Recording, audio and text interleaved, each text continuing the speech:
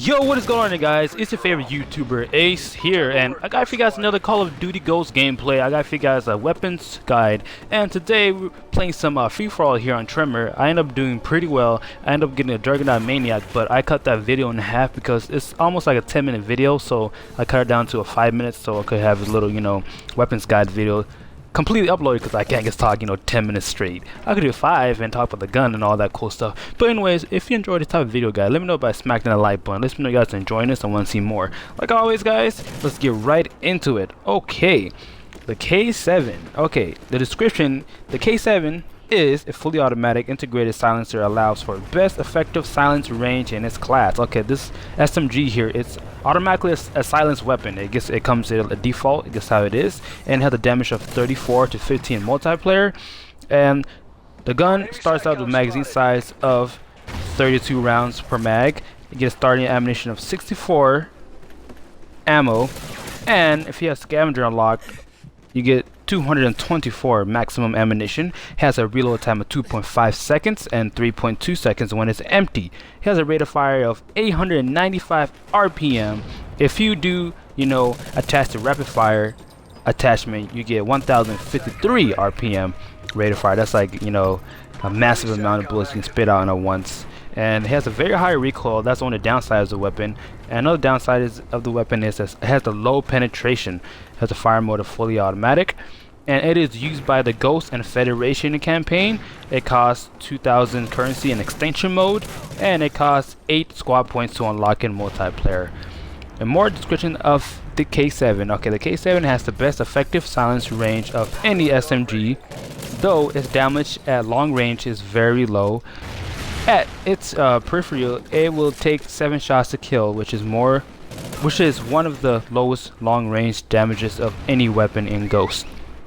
Like I was saying here, this map right here is very good for SMGs because it's not that much of a a long range engagement. It's more like a close range to a medium range engagements here, and I end up if I try to kill an opponent from like a far distance, I sometimes kind of want to burst fire because the K7 is not. It doesn't have a very good long range damage like its counterparts, like the other SMGs, the MTAR or the Vector and all that.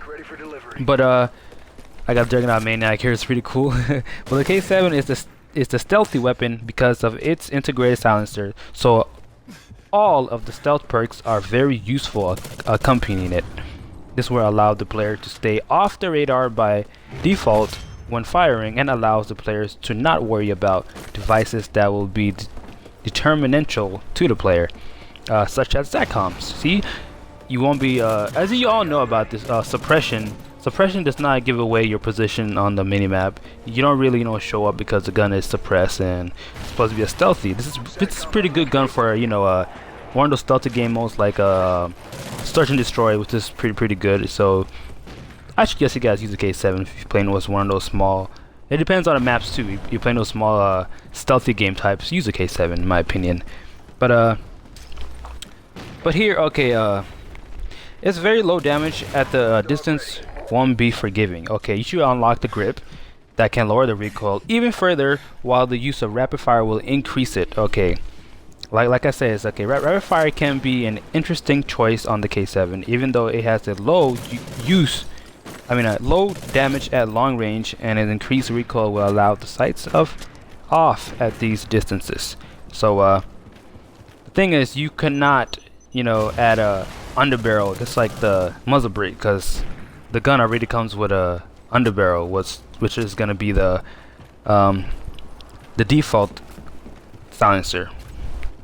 But overall, this gun is a pretty good weapon. I suggest you guys using the small maps. You can end up doing beastly mode, and you don't even have to have an optic on this weapon. You don't need any red dot, hyperbird, whatever, all those other attachments with the gun. But I end up using the red dot here just in case, because I'm not really familiar with the weapon, so I don't want to find out of not using or knowing that it's better to use this red dot and all that cool stuff. Like anyways, guys, I call him Juggernaut Maniac here, but the game is coming to an ending. If you guys enjoyed the video, please make sure to smack that like button. It lets me know you guys are enjoying this type of gameplay. Like always, guys, stay tuned for the next video. Have a nice day, and peace out.